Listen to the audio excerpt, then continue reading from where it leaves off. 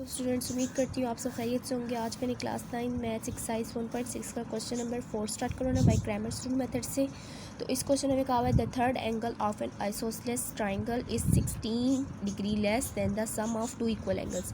तो मैंने क्या किया, इसमें टू इक्वल एंगल्स को क्या सपोज किया, एक्स सपोज किए और थर्ड एंगल को वाई सपोज किए। टू इक्वल एंगल्स, तो हमें कहा हुआ है क्वेश्चन में कि third angle of an isosceles triangle according to given condition, ये आप लोगों ने लिख लेना है अकॉर्डिंग टू। तो स्टूडेंट्स यहाँ पे मैंने लिख लिया अकॉर्डिंग टू गिवन कंडीशन। तो हमें क्वेश्चन में क्या कहा हुआ है कि the third angle of an isosceles triangle, third angle हमने अलग लिख दी, इक्वल है, किसके बराबर है, इस 16 times less than the sum of two equal angles. Two equal angles यानी 2x के -16 के बराबर है। टू इक्वल एंगल्स को हम लोगों ने 2x से शो करना है। जब हम लोग इधर शो करेंगे वैसे तो हमने इसको x के बराबर शो किए टू एंगल्स को। टू इक्वल एंगल्स की जब हम बात करें आइसोसेलेस में तीनों ट्राइंगल्स बराबर होती है तो 2x - 16 हो गया। तो आपको पता है कि हम लोग 2x माइनस, हम लोग अब क्या करेंगे 2x माइनस वाई करेंगे। 2x को इसी तरफ रहने देंगे और y को इस तरफ शिफ्ट करेंगे जो कि नेगेटिव में हो जाएगा राइट साइड पे शिफ्ट करते साथ ही, और -16 को लेफ्ट साइड पे शिफ्ट करते हैं वो क्या हो जाएगा, पॉजिटिव हो जाएगा। तो स्टूडेंट्स ये मेरे पास आ गई क्वेश्चन नंबर फर्स्ट। अब मैंने क्या करना है कि हम लोग जानते हैं कि आइसोसेलेस ट्रायंगल में क्या होता है कि तीनों एंगल्स 180 के बराबर होते हैं। We know that x plus Y equal to 180। x plus X के तीन एंगल्स होते हैं ना, क्योंकि हम लोगों ने टू इक्वल एंगल्स कहा हुआ है x को, तो हम लोग क्या करेंगे 2 टाइम्स x लिखेंगे और 8 टाइम्स y लिखेंगे। तो x को x से प्लस करते हुए 2x plus Y equal to 180 आ जाएगा। तो स्टूडेंट्स ये मेरे पास है इक्वेशन नंबर 2। अब मैंने क्या करना है, सिंपली इन दोनों इक्वेशंस को इकट्ठा करके लिखना है और इनको आगे सॉल्व आउट करना है। तो स्टूडेंट्स मैं क्वेश्चन को क्रैमर्स रूल से कर रही हूँ तो मैंने इसको आगे सॉल्व करने के लिए तरीका लिख लिया है। अब मैंने क्या करना है, ए डिटर्मिनेंट निकालना है 2 -1 और 1 का। तो 2 को मल्टीप्लाई करेंगे 1 से, देन माइनस करेंगे 2 को मल्टीप्लाई करेंगे -1 से। तो ये मेरे पास आएगा 2 + 2 माइनस प्लस होकर माइनस मल्टीप्लाई होकर प्लस में कन्वर्ट हो जाएगा और मेरे पास आ गया 4। तो स्टूडेंट्स अब मैं नेक्स्ट पेज पे आप लोगों को ए एक्स और ए वाई का डिटर्मिनेंट निकालना सिखाती हूँ। तो स्टूडेंट्स प्रीवियस लेक्चर में मैंने आपको बताया था कि ए एक्स कैसे फाइंड आउट करते हैं। ए एक्स में बी का कॉलम लिखते हैं, बी का कॉलम क्या है 16 और 180, और फिर ए का सेकंड कॉलम यूज़ करते हैं। ए का सेकंड कॉलम कौन सा है ये देख लीजिए, ए का सेकंड कॉलम ये है और बी कॉलम ये है। फिर हम लोग ए वाई में क्या करते हैं, ए का फर्स्ट कॉलम यूज़ करते हैं और बी कॉलम यूज़ करते हैं।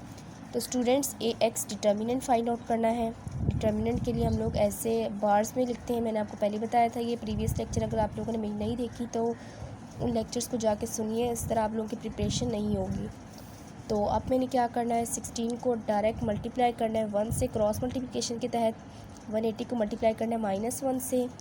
तो ये मेरे पास आएगा 16 + 180, इनको प्लस करेंगे तो 196 आ जाएगा। तो स्टूडेंट्स ए वाई डिटर्मिनेंट फाइंड आउट करें हम लोग। अब 2 को मल्टीप्लाई करेंगे 180 से, दरमियान माइनस, और 2 को मल्टीप्लाई करेंगे 16 से। तो ये मेरे पास आएगा 360 - 32। ये आप कैलकुलेटर से भी कर सकते हैं, बल्कि कैलकुलेटर 9th को अलाउ होता है तो वो कर लें, नहीं तो ये हाथ से भी कर सकते हैं। मेरे पास डिटर्मिनेंट के फॉर्म में है।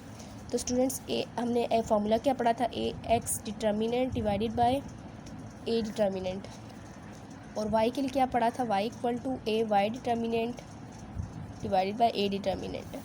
ए एक्स डिटर्मिनेंट मेरे पास आया 196 और ए डिटर्मिनेंट की वैल्यू थी 4, और वाई के लिए मेरे पास ए वाई डिटर्मिनेंट आया था 328 माइनस डिवाइडेड बाय 4।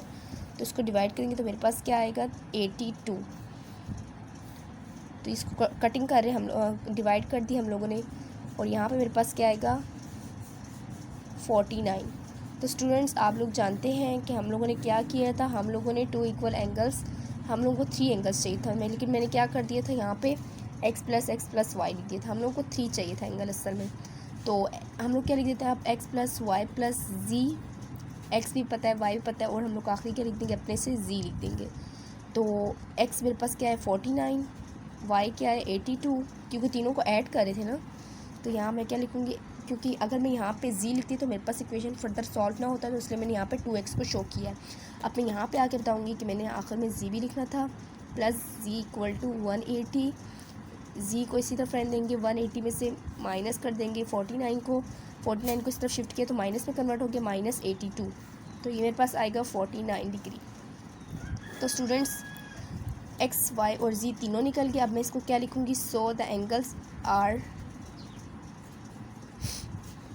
49, 49 और 82।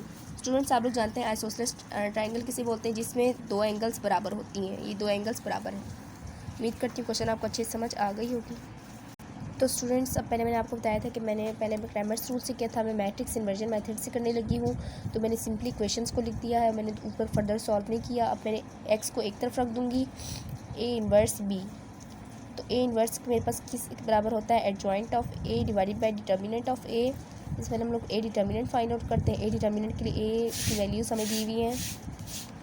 तो हम लोग क्या करेंगे, 2 को सिंपली मल्टीप्लाई करेंगे 1 से, देन माइनस करेंगे, 2 को मल्टीप्लाई करेंगे -1 से, मेरे पास आ जाएगा 2 माइनस मल्टीप्लाई होकर +2 में कन्वर्ट हो गया।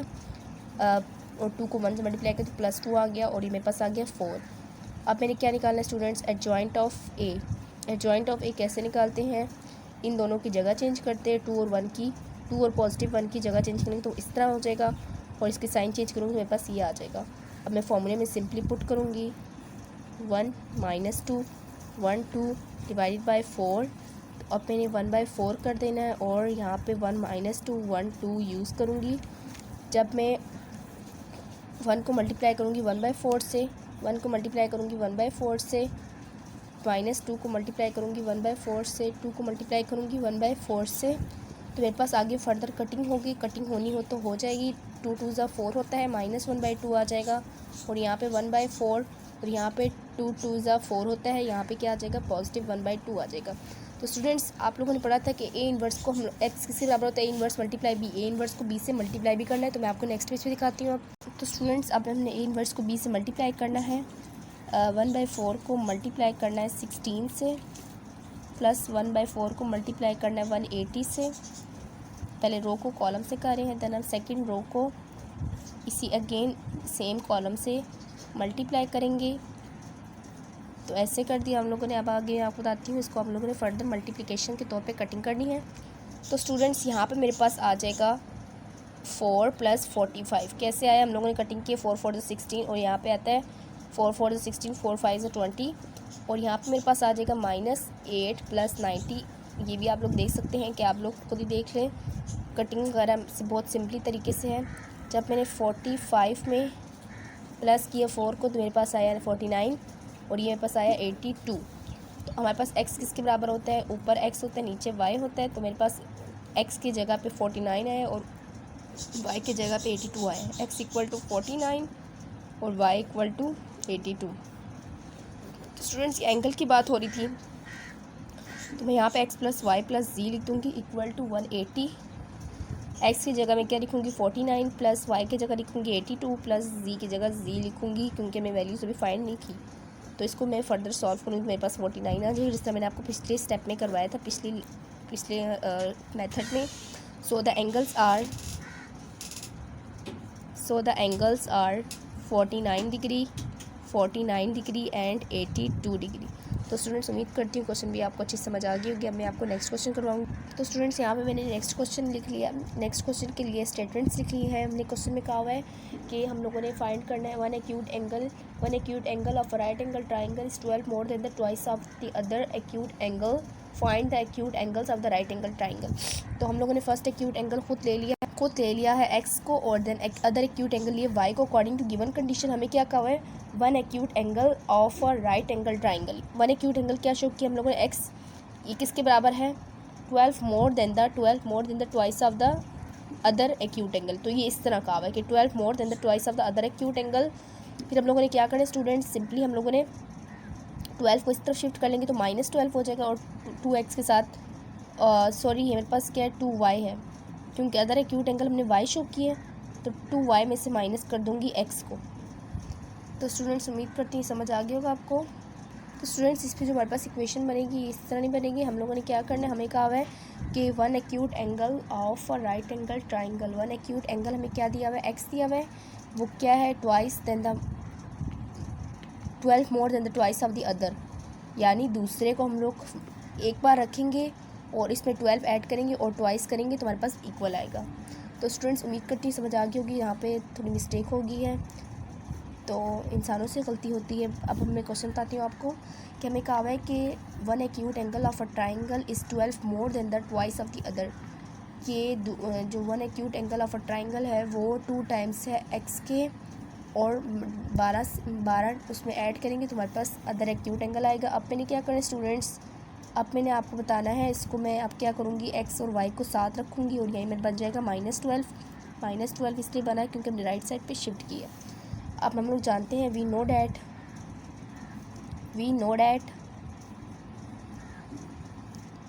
x + y = 90 कि एक्यूट एंगल में क्या होता है कि 90 के बराबर होता है या 90 से स्मॉलर होता है। तो हम लोग इसमें 90 को शो करेंगे। स्मॉलर के लिए हम स्मॉलर का ऐसे साइन नहीं यूज़ कर सकते, तो हम लोगों ने x + y = 90 लिख दिया है। 2x - y = -12, ये मैं इक्वेशंस यहाँ पे लिख लेती हूँ। तो स्टूडेंट्स हम लोगों ने सिंपली क्या किया, इक्वेशंस को लिख लिया है और अब हम लोगों ने कोफिशिएंट्स लिख लिए हैं। और ये मेरे पास क्या था x y और ये 12 -12 और 90, तो ये मेरे पास किसके बराबर होता है, ये a होता है, ये x होता है और ये b होता है। तो a डिटर्मिनेंट फाइंड आउट किया, हमारे पास 3 आ गया और a x के लिए हमने वैल्यूज़ लिख ली। a x के लिए ये और ये साथ रखा है और फिर a y के लिए ये और ये साथ रखा है। अब हम लोगों ने क्या करना है, सिंपली मल्टीप्लाई करना है। मल्टीप्लाई करते हम लोग क्या करेंगे, -12 को मल्टीप्लाई करेंगे क्रॉस मल्टीप्लिकेशन के तहत। -12 को मल्टीप्लाई करेंगे 1 से और 90 को मल्टीप्लाई करेंगे -1 से, और यहाँ पे मैं क्या करूँगी, 2 को मल्टीप्लाई करूँगी 90 से और -1 को मल्टीप्लाई करूँगी -12 से। तो ये मेरे पास क्या आएगा स्टूडेंट्स, ये मेरे पास आएगा 192। आप इसको मल्टीप्लाई करके पूरा देख लीजिएगा, मैंने एक स्टेप्स छोड़ दिया है, तो आप लोगों को ये स्टेप्स याद हो जाने चाहिए कि किस तरह मल्टीप्लाई किया है। अब मैं आप लोगों को नेक्स्ट पेज पे दिखाती हूँ आगे फर्दर सॉल्व करके। तो स्टूडेंट्स यहाँ पे जब मैंने 78 को 3 से डिवाइड किया तो मेरे पास 26 आ गया, 192 को 3 से डिवाइड किया तो 64 आ गया। स्टूडेंट जब मैं इन दोनों को ऐड करती हूँ, 26 में 64 को ऐड करूँगी तो मेरे पास क्या आता है 6 7 8 9 90 डिग्री। हमने क्या कहा था इक्वेशन में x + y = 90 डिग्री हमारा इक्वल आ गया है। तो स्टूडेंट्स अब मैं आप लोगों को इसका सेकंड मेथड भी करा के दिखाती हूँ। तो स्टूडेंट्स यहाँ पे मैंने मैट्रिक्स इन्वर्जन के मेथड से सॉल्व किए, इक्वेशन को लिखा है, फर्दर सॉल्व किया। x = a inverse b, a inverse के लिए फार्मूला होता है, a डिटर्मिनेंट के लिए हमने ये वैल्यूज़ लिखी ये वाली और इसको फर्दर मल्टीप्लाई किया है। तो अब एडजॉइंट ऑफ a निकाला, इन दोनों की जगह चेंज की है और इन दोनों के साइंस चेंज किए, तो मेरे पास ये आ गया। और a इन्वर्स मेरे पास /3 के फॉर्म में आया है क्योंकि हमने फॉर्मूला इनपुट किया है। 1/3 को मल्टीप्लाई किया हर टर्म से, /3 था तो मैंने 1/3 करके लिख दिया। तो 1/3 को हर टर्म से मल्टीप्लाई किया, x = a इन्वर्स, हमारे पास x किसके बराबर होता है, a इन्वर्स b, यानी a इन्वर्स को हम b से मल्टीप्लाई करेंगे तो हमने a इन्वर्स को b से मल्टीप्लाई भी करना है। तो स्टूडेंट्स यहाँ पे मैंने x = a इन्वर्स को b से मल्टीप्लाई किया है, तो मेरे पास सिंपली -4 + 30 यानी 26 के बराबर आ गया। 4 + 60 = 64 के बराबर आ गया। सो x = 26 y = 64। तो स्टूडेंट्स उम्मीद करती हूँ क्वेश्चन आपको अच्छे समझ आ गई होगी। तो अपना ख्याल रखिए, दुआ में याद रखिए। Thanks for watching. अल्लाह हाफिज़। नेक्स्ट लेक्चर में नेक्स्ट क्वेश्चन करवाऊँगी।